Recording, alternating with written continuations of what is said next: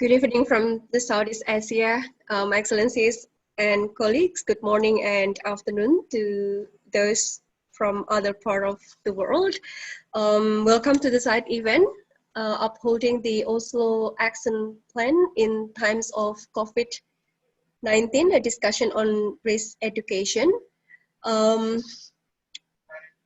Thank you to the organizer of the Intersessionals for allowing this event to happen, and thank you also for joining us today. This side event is inspired by 3 webinars on explosive ordnance risk education, EORE, that were organized by EORE Advisory Group in April, ASEAN Regional Mine Action Center ARMAC in May, and lastly by Mine Action and Child Protection Areas of Responsibility together with the Global Education and Protection Clusters in June. We are convinced that these concerted efforts will help the national authorities and partners implementing Oslo Action Plan, and particularly Action Points 28 to 32 efficiently and effectively in the time of COVID pandemic. I think before I go to the next part, I'll probably just gonna give you a bit of brief on the practical and technical information. This event is being recorded and we will make available online after the event. Please keep your microphone muted at all times unless you are called on to speak, and we will manually mute participants when needed. There will also be some opportunities to ask questions in the end of the presentation. So when this happens, you can raise your virtual hand to indicate that you would like to speak and wait for one of us to call on you. So I guess to find the raise hand button, you may click on participants, then at the bottom of the participants window, you will see the option to raise your hand. Alternatively, you may put your question in the chat box, which we will be monitoring for questions.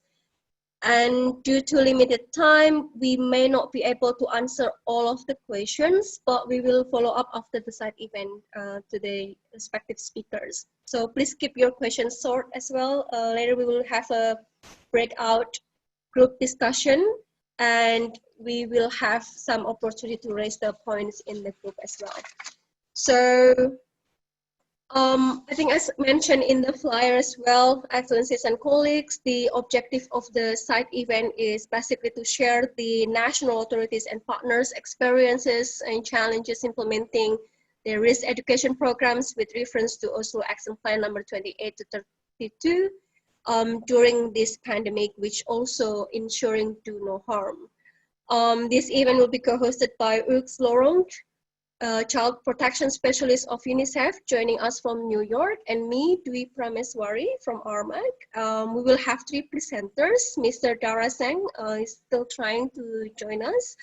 A Deputy Director of Public Relations Department, Cambodia Mine Action and Victim Assistance Authority, CMA. And from Thailand, we have Flight Lieutenant Chutipon An Ukun Panik, the interpreter and coordinator of Special Affairs Division. And last but not least, we have a presenter from Libyan Mine Action Center, Mr. Khalid Gabriel Alwa Dawi, Head of Mine Risk Education Department. I mentioned briefly about the webinar that previously was organized. Excellencies and colleagues, let me just give you a bit of brief that we did identify on some consequences in implementing EORE in the time of pandemic. First, that we have many EORE deliveries were suspended during this period of March to May. And there are also risks of spreading COVID-19 during face-to-face EORE activities. Therefore, national authorities and operators, they have considered to conduct innovative ways of EORE through TV and radio broadcasts as well as social media. They have already also implemented the safety protocols to both operators and communities in face-to-face EORE sessions. So by applying temperature check, for example, social physical distancing, wearing masks, and so on and so forth. In Thailand, we heard an integration of EORE and COVID-19 risk education delivery through village health volunteers. Our colleague, Lieutenant Chutipon, will elaborate on that. And I think on the information, education, communication, printed materials, that is also often used in EORE shall also be reconsidered again. And we may also refer to the guidelines from risk communication and community engagement partners to ensure the safety. And last but not least, we have from Lao PDR sharing that their community-based risk management can also be done by relying on the focal points and channels of communication. However, in this side event, we will elaborate more on how this has been done, if anything been addressed, and we can also hear the perspective from Libya as well. Now, as the core of this side event, in Oslo Action Plan, there are 5 action points, as you are aware of already, that we should refer to. So we have the Action 28 on integrating MRE activities with wider efforts on humanitarian development, protection, and education. We have also Action 29 on providing context-specific MRE to affected population and groups at risk, considering gender, age, disability, sensitive risk education as well. We have Action 30 on prioritizing people most at risk. We have Action 31 on building national capacity on MRE, Action 32 on reporting MRE programs in the Article 7, and we added here Action 24 to make sure that we also include details for context-specific MRE in affected communities to the extension request to whom requesting that. So in the side event today, Excellencies and colleagues, we will feature on how these action points have been or will be upheld in the country, and what are the consequences of implementing EORE program activities in time of pandemic. We also would like to know more about how these consequences been addressed, what solutions have been identified along the way, and whether EORE and COVID-19 risk education efforts have been integrated in the country, and so how it's been done. So after the presentation, we will then have breakout group discussion and then plenary discussion to hear on some provoking thought. Next, we include all of these key references that we may refer to. Ux will go through on some key references here later on. We will share also with you after the side event. So I think that's more or less from me, and without further ado, I think I would like to invite Lieutenant Chutipon to then share how the Thailand's experience is. Well, good evening from Thailand, everyone. Again, my name is Flight Lieutenant Chutipon Gunvanit from Thailand Mine Action Center, and today I am tasked to discuss briefly about the TMAC MRE effort during the COVID-19.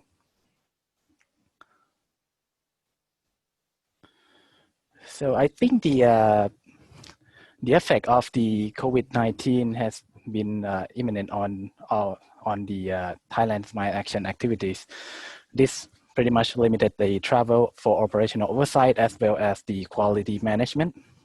And some of our activities like the International Day for Mine Awareness has to be canceled and done through other means like social media. However, the mine risk education and victim assistance seems to be the most restricted activities, as they include a lot of face-to-face and the travel were restricted.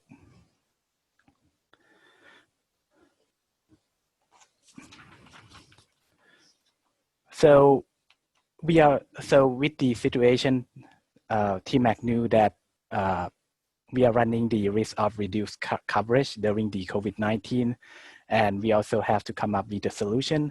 But we also aware that during the rainy season, the there are more chance for the people to wander into the forest to seek the valuable goods, which increase the risk of accident. Some of the value mushroom can go up to 20 USD per kilogram, which can supplement a lot of villagers and families. Usually, TMAC can deploy the team and inform the villagers to not go into the area, or at least be careful about it. But during the COVID-19, the travel and the deployment of the team were restricted to prevent COVID-19 spread.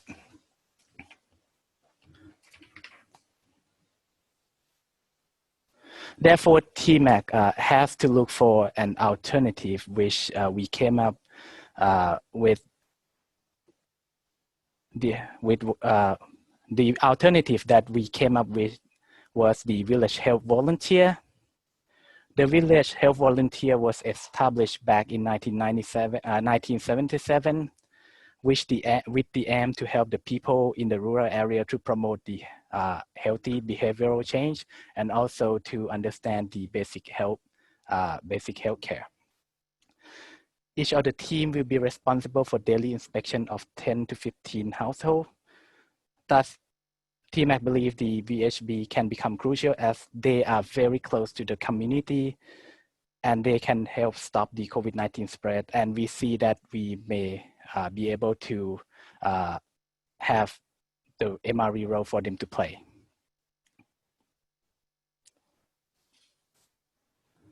So initially, the TMAC will select the area heavily affected by landmines to ensure the coverage. And then the Humanitarian Mine Action Unit will approach the village health volunteer and coordinate with them, as well as instruct them on the basic MRE, so they can go and inform the people during their daily health inspection and screening. And also, if possible, the TMAC will also have the local staff in their area to accompany the VHB, as well as assist them during their health inspection routine. So this helps fix the problem of TMAC not able to travel to the area by using the people who are actually in the area, and also help to contain the spread of the COVID-19 without putting much more burden on the existing mechanism. And so far, TMAC found that it works well, and the village health volunteers are more than willing to help, especially when they understand that, you know, what landmines can do to people. And also, we found that some of the village health volunteers will also participate in the MRE training conducted by TMAC. Also, we started putting up the mine signs at the health checkpoint where the area is affected by landmines, and also conduct the MRE activity at the checkpoint where possible. This also help raise the awareness of the landmines in the area for both people who are in the area, and also for the people who may be traveling through during the COVID-19 situation. Again, without putting much more burden on the existing mechanism, without adding another mechanism to the existing one. Okay. Of course, we also use the traditional means to ensure that the MRE message can still spread. Like on the left side, the community leaders and the Humanitarian Mine Action Unit, or the TMAC operators, help broadcast the MRE messages to the local radio broadcast, which also help spread the MRE message during the time when the travel restriction is basically imminent. And from time to time, we will find the village health volunteer personnel who already undergone the MRE training, and sometimes they can do the basic standalone MRE training as well. So TMAC is looking at the village health volunteer as maybe as the future partner in the mine risk education, as we have this village health volunteer spread all over the country. TMAC can help pick and choose, the VHV in the affected areas. Well, of course, these efforts are part of following the Oslo action plans, where we integrate the MRE program with other ongoing programs, especially during the time of COVID-19, accounting for the dangers faced by the communities. And also this ensures that the capacity of the mine risk education can spread, and not only TMAC can do it, but also other sector can help implementing the MRE as well, which can help increase the coverage for the maximum result, and also help, and also doing this without much more added cost or the use of resource. And of course, this information will be shared through the Article 7 report of the for the convention as well. So anyone interested can go and look at the Article 7 transparency report, because Thailand also put a lot more detail of what we do in there. Yeah, that would be the end of my presentation. Thank you. Thank you. Thank you, Chutipan, for the great presentation. It's good to hear that it's also been shared with state parties and other partners in the Article 7. But I think without further ado, I would like to invite Mr. Khalid to present on Libya's perspective. First of all, hi everyone. So I will start with I'm Khalid Al-Wadawi, head of risk education department in Libya Mine Action Center. I will move it to next slide, please. As a Libya Mine Action Center, we have comprehensive vision that said toward Libya free of mine ARW threat. We are the communities and individuals live in safe and protective environment, and ensuring the victims' rights of rehabilitation and integration into the society. That our vision, all activity, all risk education, we go through this vision by LibMac. So here we can to show you the LibMac where is here we can to show you the Libya where it are located in the world. So before we talking about risk education in time and COVID-19 in 2020, just I need to talk a little bit about risk education activity in 2019. First of all, we need to talk about the International Awareness Day in Tripoli. We prepared that day in our office in Tripoli, and we invite all international partner and national partner, even for French embassy. If you can see the other photo is below here, and that day we put one message. It's called Together Against Mine. Another activity, LibMac, cooperation with Ordnance, UNICEF, for support risk education material for IDPs. It's called Internally Displaced Person from conflict in Tripoli. Tripoli last year has the conflict, and it took 1 year. So there's a lot of families moved from the conflict area to other area. So the other activity is scale up to direct community and schools. Besides, EORE intervention across Libya for children and adults, with UNICEF, with other NGOs. They are accredited by LibMac. We use it also for risk education by media, it's called indirect. The third point, implementation of the set training. We do several training here in Libya with our partners, if the international or local NGOs, as like here, Free Field Foundation is called the TRIF, with UNICEF RE, or community mobilizer, across organization and partner of the, it's not here, sorry, just for that. Okay, we did several training with international and national organization for risk education, like how to deliver message to the community. Beside all the activity, we have here, we can to see the beneficiary in 2019, and they distribute around Libya from the east and south and the west, and you can to see the number of direct beneficiary like 52,000 and indirect like in 771,000.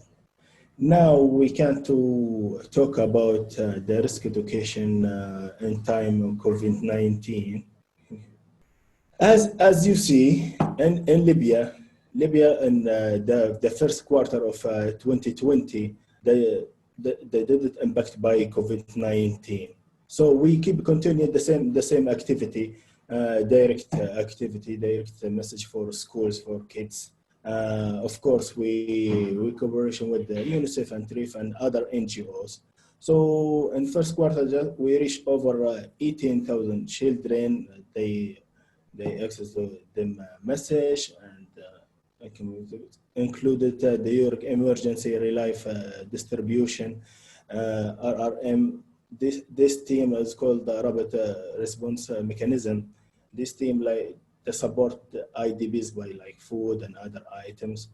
So we train them and just to help us to deliver the message to the community.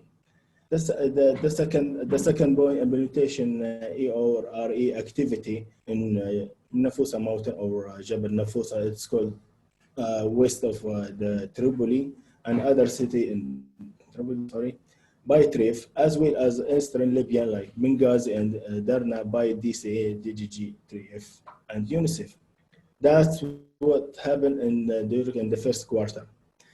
Then from March and June 2020 or 2020, in the time COVID-19, here we have a center, it's called National Center for Disease Control. He announcement, we have cases by COVID-19. So we try to find another way to access to the community and give them the message, safety message.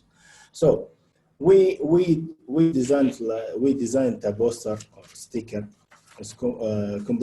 between COVID-19 and AR risk education key messages. If I need to share a video again, if you can see that poster, is it clear, everyone? Well seen, thanks. Yep. Yeah.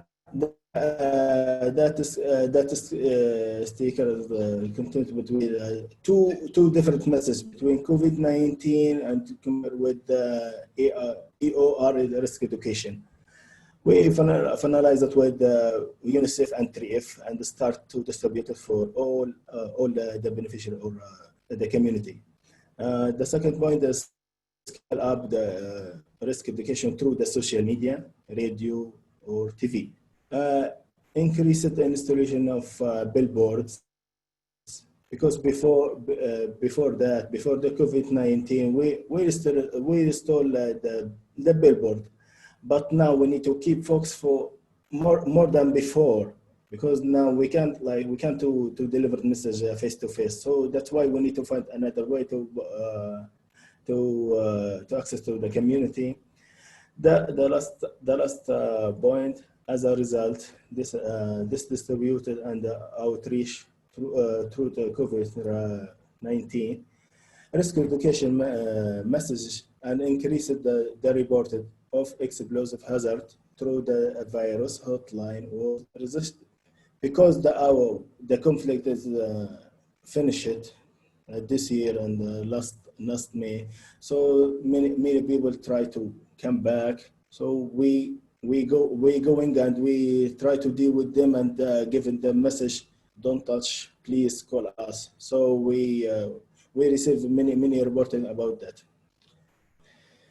Here just we need to talk a little bit about challenges, a little bit challenges for the time of COVID-19. Since the end of May 2020, the number of civilian accidents related to explosive orders increased during IDP returning to their homes in south of Tripoli. As I mentioned, after the finished conflict, there's many people try to go home. So as a consequences, risk education campaign would try like give more messages for them. There is the good point here. The result of a number incidents has decreased in the past weeks. That's the good point.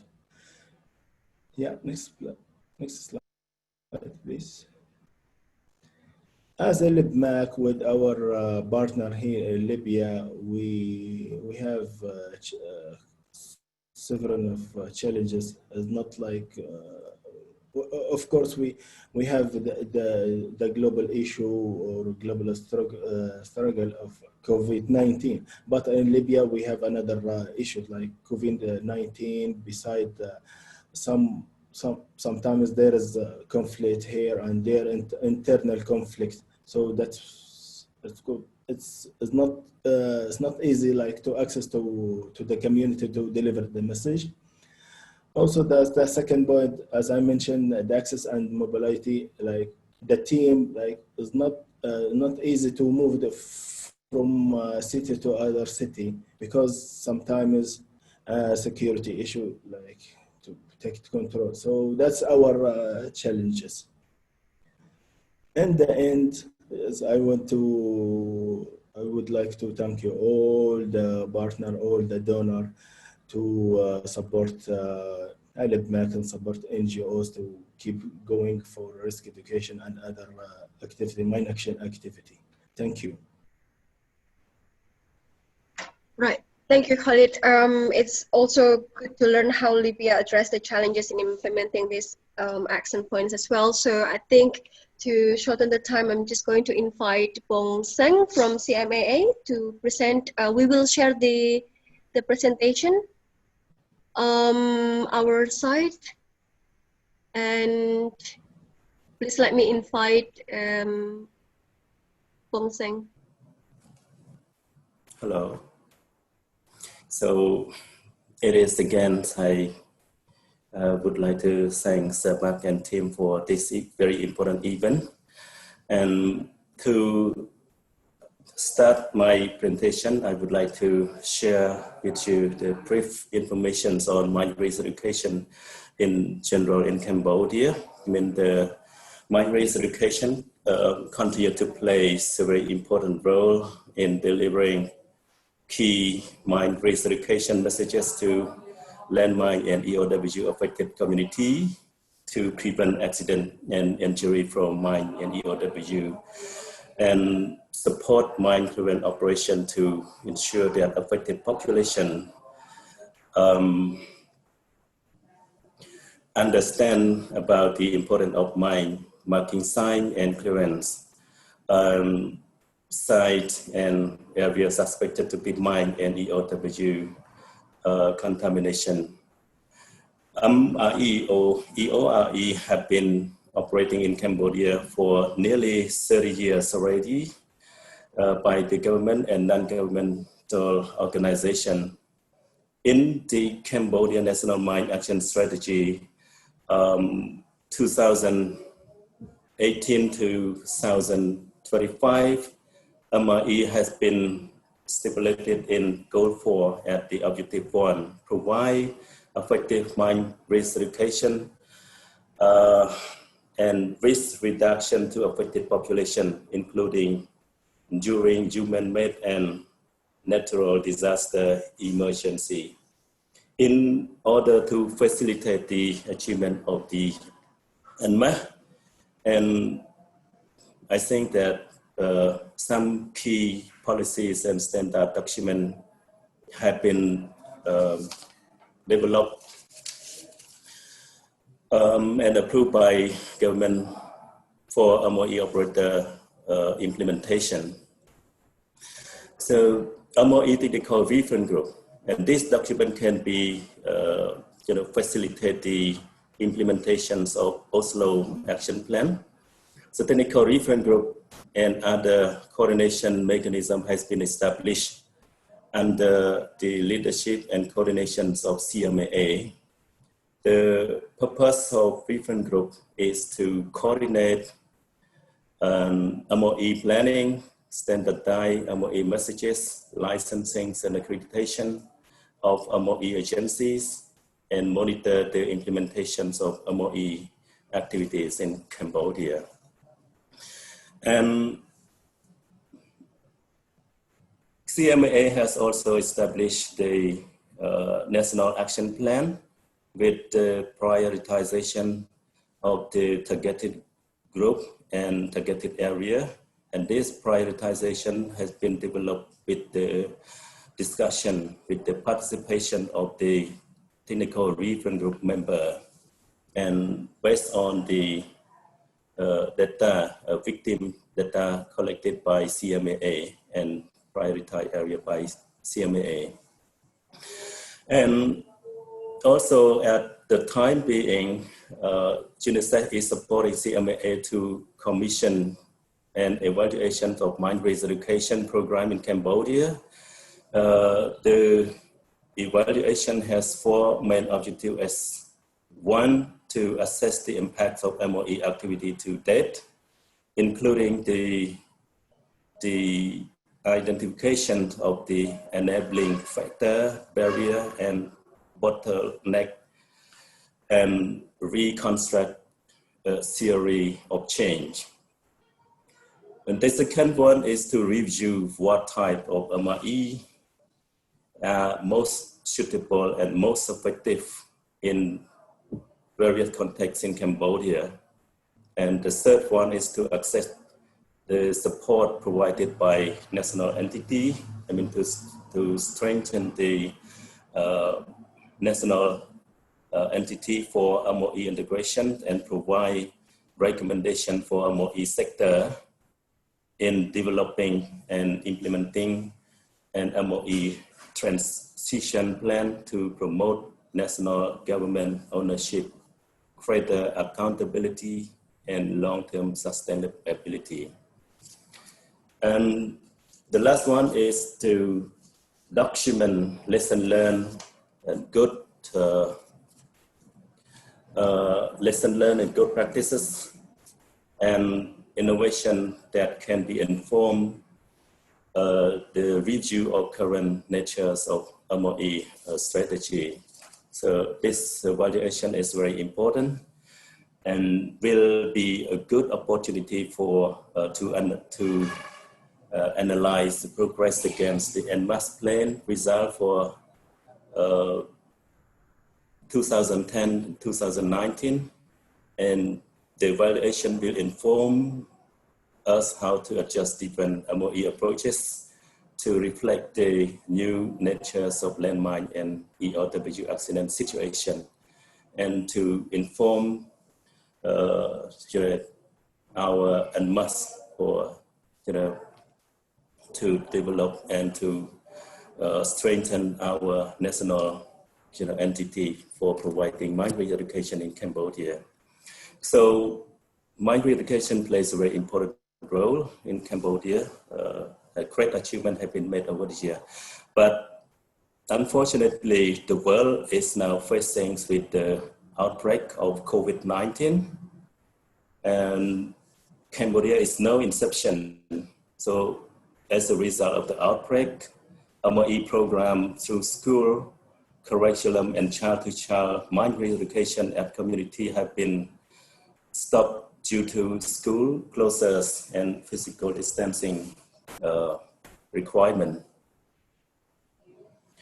So in order to address the impact of COVID-19 pandemic, the MOE staff and network have been prepared on COVID-19 safety procedure and protocol.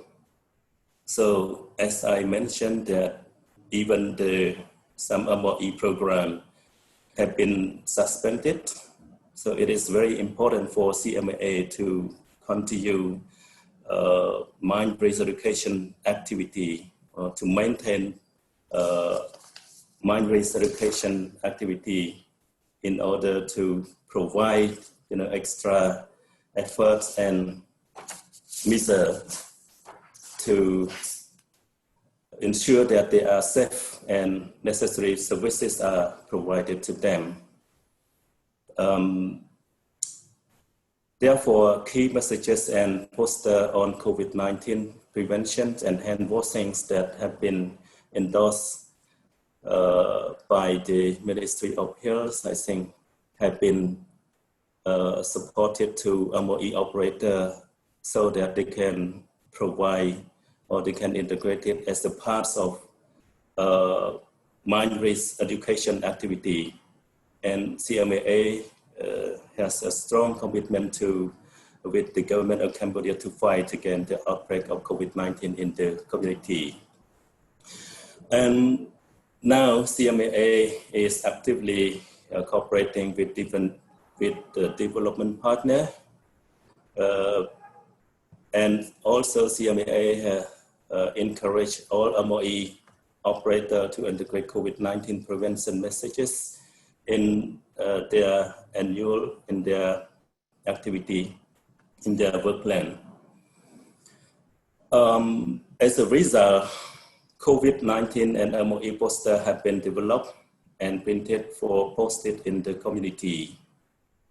Here. For future plan, as you know, that face-to-face risk education activity have been stopped, have been suspended. Therefore, the standalone risk education messages through poster and billboard, mass media and TV spot, radio are very important. And CMAA will continue MOE activity and continue encouraging all MOE operators to integrate to and staff and network continue to be prepared to integrate the MOE COVID-19 with their MOE program. Okay, that is the end of my presentation. And if you have any question, please press. Thank you. Thank you, Bong Seng. I think before we actually go to the burning question, I would like to invite my colleague Boots to give a brief presentation on some key references. Over to you. Yes, thank you, Dwi, and thanks everyone, all the panelists. Thanks all colleagues, friends for participating in this webinar. I will try to share my screen unless I see. Okay, let me try to share my screen. I have only 2 slides. And I suggest that I suggest that for the burning questions, we keep them for the chat box. So then we save time for the discussion, if this is fine with you. Yeah, that works. So I will have only 2 slides here. And again, this is to save time for the discussion, for the interaction. But first, I want just to congratulate the 3 speakers who presented their situation in Thailand, in Libya, and in Cambodia. It's amazing to see how national authorities have been able to adapt their programming and keep high standards for risk education. It's really very encouraging for the entire sector to see how you are dealing with this issue, your flexibility, your agility to adapt your processes and make sure that affected communities receive not only EORE, but also COVID risk education or other COVID-related activities. So that's really inspiring, I think, for many of us, hence the importance of sharing those experiences with everyone. My two slides are actually about a kind of toolbox that we have prepared, and that is at the disposal of the entire sector. But first, in this slide, you see that we are actually facing three main scenarios in our sector. The first scenario is countries dealing with, trying to deal with EORE and safely maintain EORE by all means. This means mainly shifting from face-to-face activities to remote activities and digital activities. But that's one key scenario that we are seeing. And when they are face-to-face activities, making sure they are totally safe. The second scenario that is, of course, happening these days, as we can see with the examples from the national authorities, is that we have increasingly integration of EORE and COVID risk education activities. This is a trend that will continue as we see that there are countries where the situation is even worsening in terms of COVID. So this is, of course, something that we want to promote, the integration of both activities. In some, for some organizations, for some countries, or some programs, even EORE may be replaced by COVID risk education activities. So we have seen also some examples. And of course, there could be a combination of the three scenarios in many countries. So these are basically the key scenarios. To address all these scenarios, as I said, we developed a kind of toolbox together with all the partners from the community, especially the EORE advisory group. And I want just to highlight the tools that are at your disposal. The first one is a community of practice. This is called the International MRE Working Group. We have more than 400 members, and everyone is welcome to be part of this community. So this is a forum where we can have horizontal exchange from country to country, from organization to organizations, from individual to individual. It's designed for that and to promote knowledge exchange and sharing lessons learned and best practices. We organized a number of webinars. I don't need to go into the details, but we have had an ARMAC webinar a few weeks ago. 3 months ago, we organized, that was on 1st April. We organized a webinar with 47 countries and 28 organizations. So all these webinars are at your disposal, and they have their own Q&A and other documents.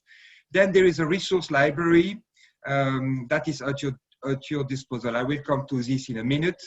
And we have also a Q&A that was specifically designed for the sector. It's a 15-page guidance document on how we can adapt our activities and how we can address some COVID risk education activities. It's specifically designed for the EORE sector. So I will just try to show you very briefly, without taking too much time. I want to show you now how the resource library looks like. I guess you all can see the screen. It's a little bit small, but when you open this link with the resource library, you have on top of it a folder with key links, a folder with webinars, You have examples of integrated EORE. We don't have so many examples, so we welcome more examples from all of you. But for example, you will see very nice tools developed by Palestine or Libya, for example. We have a folder on resource for remote EORE with guidance on how to address EORE through a non-face-to-face approach, etc. I won't go through all of them. I just want to highlight the last one, which is a new one. It's still empty now, but we'll fill out this folder in the coming days. RCCE, as Dwi mentioned, this is risk communication and community engagement. And actually, EORE, mine risk education, is part of the RCCE sector, the very broad RCCE sector that could be related to health, to nutrition, to water and sanitation, to road traffic incident, whatever. So risk communication and community engagement is a broader sector, and we need to learn from this sector. And I will share with you through this resource library a very large package of information on how we can measure our reach, how we can measure the impact of our activities during the COVID situation. There have been a few webinars organized over the last weeks from the RCCE sector, and we'll share that with you. That is all about the metrics, how we can measure the effect, the output, even the outcome of our activities, how we measure that, how we avoid double counting, what are impressions versus reach, etc., etc. So I'm a bit digressing here, but this is just to showcase that you have this toolbox and this resource library at your disposal. So over to you, Dwi. I think I'm done with this, and we can move. I suggest we move to the discussion part and keep the question for the chat if we want to save time. Thanks a lot. Thanks, Uk.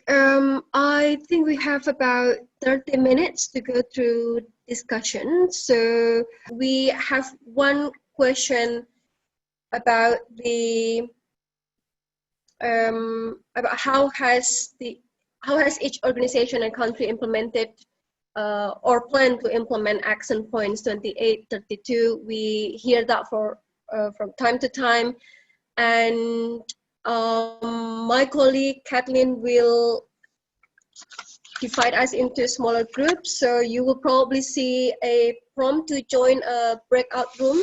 We will have about 15 minutes given the current time available. So you can just click join breakout room. And there is also a trigger of time. If you don't click it, you will be automatically come into this randomized group anyway. So if you need any help, click the question mark at the bottom of the screen, and our colleague Kathleen will be coming over. So we have several facilitators that are kindly to help us in this group. And I think after 15 minutes, then we will go back to the plenary and have more discussion on overall the breakout group discussion. So if you have any burning questions, as Ux already mentioned, please do feel free to drop the questions in the chat box. We will address that afterwards. If not in this side event, then we will address that after the side event. So over to you, Kathleen, to manage the breakout group, please. Thank you. Welcome back. In our group, we were hearing more from GICHD plan on online training, but I think we can elaborate more in the plenary. I see Ux coming, more people coming back. I hope you had a good group discussion. Ux, do you want to carry it from here? Yes, Dwi, thanks. That was, I think, a productive discussion from our side in group 2.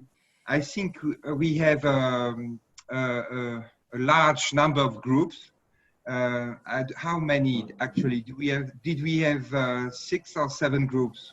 8. 8 groups.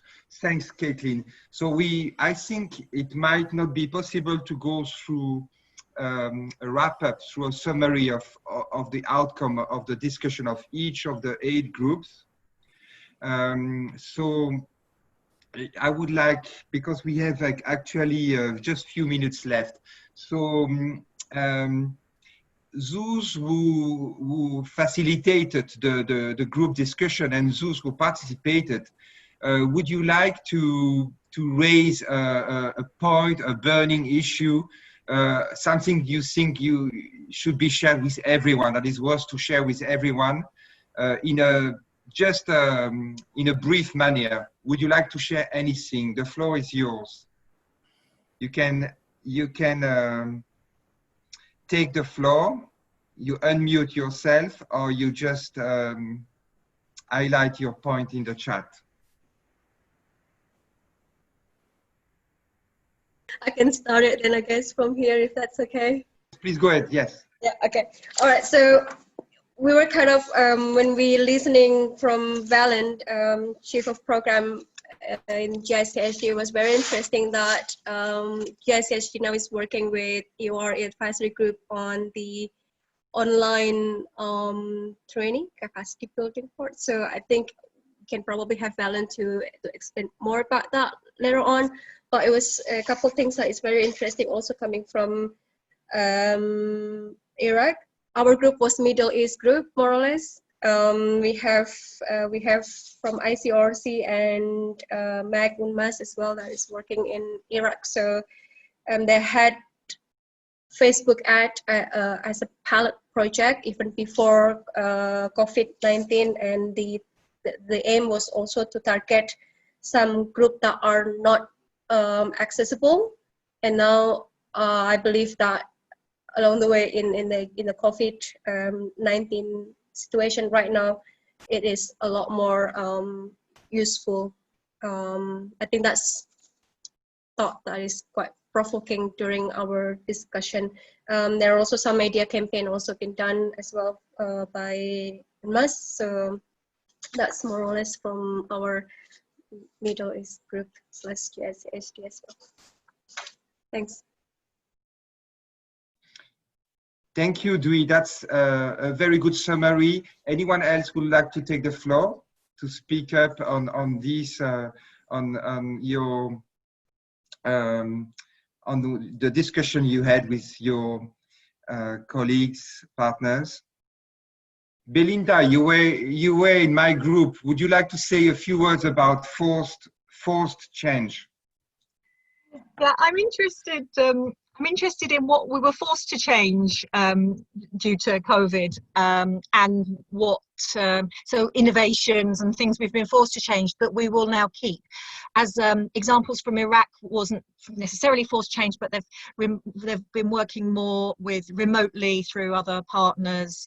From my monitoring work, I can see that that's been happening more in Myanmar and countries, then there's also the really good example from Vietnam that Mesa highlighted, CRS in Vietnam. They gave a good example on the application that was developed for children. It was developed before the crisis, but it was used for parents and children, and it was actually integrated into the school's home online learning during the crisis. And so that's something that change has happened and been sort of forced to happen, but they're good things that we can continue forward. That was my area of interest in particular, I think. So we had some really good examples in our group, and the Vietnamese example from CRS is in English too, and Nguyen said she'd happily share it, and so that's good, and I'm sure there are other good examples from other groups. Thank you.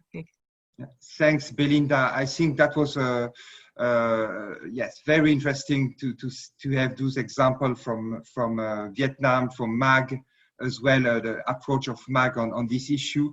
And on forced change, the last point I made in my short presentation about how to measure the impact of our activities or the effect of activities, we are from a, I would say from a UNICEF perspective, we are forced to explore how other sectors are dealing with RCCE, risk communication and community engagement. So this is an example of forced change that I think will have a long-term effect. It's not only about using digital approaches, etc. It's also even about measuring our activities in an emergency context. So this is a set of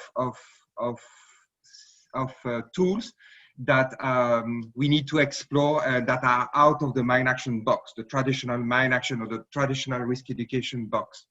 And that's, I think, a very positive forced change. Anyone else would like to make a final point from your group discussion before we wrap up the entire session? Hi, Hugh. Milena. Milena, yes. From Go ahead, Milena. MAG. We had very interesting discussions in our group, but I wanted to outline two things. In terms of integration, we had the example from UNMAS with all the humanitarian action plan meeting like protection, education clusters, and working together towards the integration of EORE. In terms of context specific, we had quite good examples, both to try and reach the most at risk, but also to adapt with new tools like the risk education talking device in Somalia. In terms of prioritization, a lot of barriers and challenging to reach the most at risk when we cannot deploy the teams. When we need to go through social media, through calls, sometimes they don't have access to all these means. In terms of capacity building, always outlining, like they did in the previous presentation, the strength of having community focal points or any link in the community that can support with spreading risk education messages and continuing this link with the community when we cannot access to them due to the limitations during the pandemic. And I think that's more or less quick summary, not to take more time, but like, thank you for the group and the interesting inputs. Excellent, Milena. Thanks for this perspective. I think Ruth, you wanted to take the floor as well, and I think you will be you may be the last speaker. Ruth, would you like to share a few things with the group? Yeah, thank you, Hu. We had LibMac in our group, and again, so we had an interesting discussion around what they've been doing based on the presentation.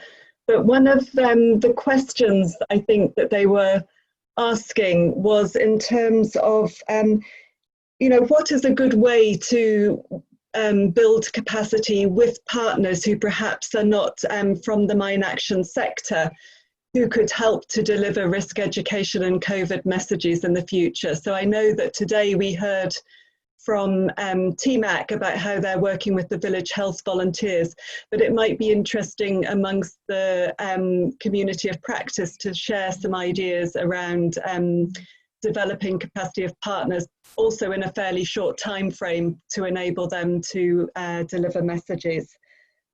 We also had some interesting inputs from work happening in Nigeria, which included a lot of online and remote work with risk education talking devices to provide risk education messages, and also looking at the development of a distance learning program.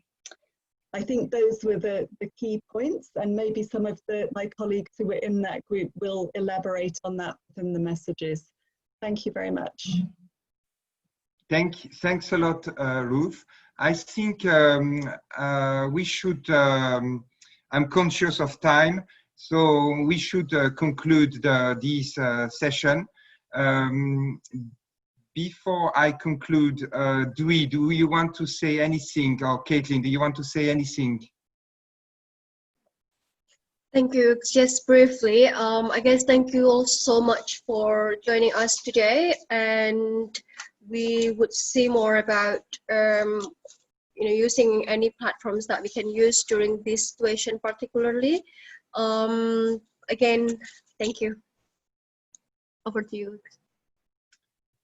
Thank you so much, Dwi, for your leadership and for hosting this event in such a professional way.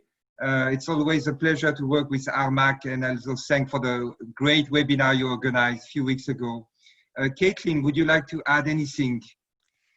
Just add a note. I've written this in the chat, but if anyone else wants to share anything that was interesting, thought-provoking from your discussions, feel free to send it to us via email. I provided mine in the chat. I think you also have yours in the Intersessional program, and we're happy to include that, what you send to us, in a report that we'll be writing up on this. Thank you so much, Caitlin, who actually ensured all the technical aspect of this webinar. So this side event. So thanks a lot, Caitlin. I want to I won't summarize all the discussion we had, but I think in this session we have been able to see how the sector has been able to adapt and to even reimagine the way we work. It's really we talk a lot about innovation. And we'll talk about forced change. That was Belinda's point. I think this is very relevant, and it's a positive side effect of the COVID that pushed us to even improve the way we deliver, the way we can be effective for risk education. I think, as I said, the three examples we had from TMAC, from LEADMAC, and from the Cambodian Mine Action Authority, were, as I said, very inspiring. I am impressed about even how Libya is dealing with this issue. That maybe was not raised in the plenary, but they have an hotline, and they have seen a spike in terms of hotline, in terms of how to address the issue of IDs and also devices. So they had like 700 calls in just a few weeks in this specific hotline, and that they have seen a correlation between risk education and the spike in terms of people calling this hotline, and for actually IED disposal or explosive ordnance disposal. So this is a very strong example that I will remember from Libya. I think also from the Cambodian Mine Action Authority, I'm impressed by the fact that you are using a prioritization mechanism, that you have a theory of change for your current response. So this is very inspiring. And the same from the Thailand Mine Action Center, the village help volunteers, the way you reactivated this group, or the way you promoted the work of these village help volunteers is very interesting. The way also you work in checkpoints, that all these examples should be shared with everyone. So let's make sure the whole sector will contribute through this resource library. So please feel free to share with us any lessons learned, also any question you may have. And at the end, we'll have a package for this webinar that will include a Q&A. I think it's doable. My final point is to remind everyone that this action plan, this Oslo action plan, is a framework.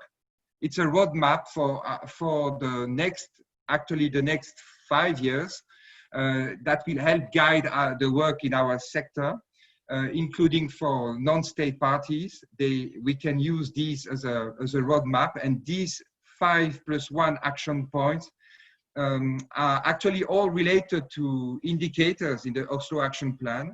So there's a kind of accountability towards those actions. So let's promote all together these actions towards our organizations, towards our national authorities, our partners, our donors.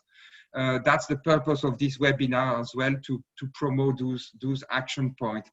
As we speak, there is a preparation of the next meeting of the CCM, the Convention on Cluster Munition, and they are also preparing an action plan for the CCM, for the Cluster Munition Convention. And this action plan, the Lausanne Action Plan, will have also specific points on EORE, and that will be the first time as well. And again, that will guide the work of the CCM state parties and observers for the next 5 years. So let's promote those action points. And my final word will go to our three panelists from Libya, Thailand, Shotubon from Thailand, Khaled from Libya, and Dara Singh from Cambodia. So thanks a lot for sharing all your expertise and lessons learned with all of us. We learned a lot. Dwi, many thanks for hosting this event. I think we can say we are over now. And last point, in just 20 minutes, the intersessional will resume. The plenary session will resume. So if you would like to join the intersessional, and you plan to do that, you have a 20-minute break before it resumes. Am I right, Dwi? Yeah, a bit lesser than 20 minutes. But yeah, it's going to start at 3 o'clock Geneva time. Mm-hmm. Thank you so much. Many thanks, everyone, for your participation. All the best. Thank you. Bye-bye. Thank you.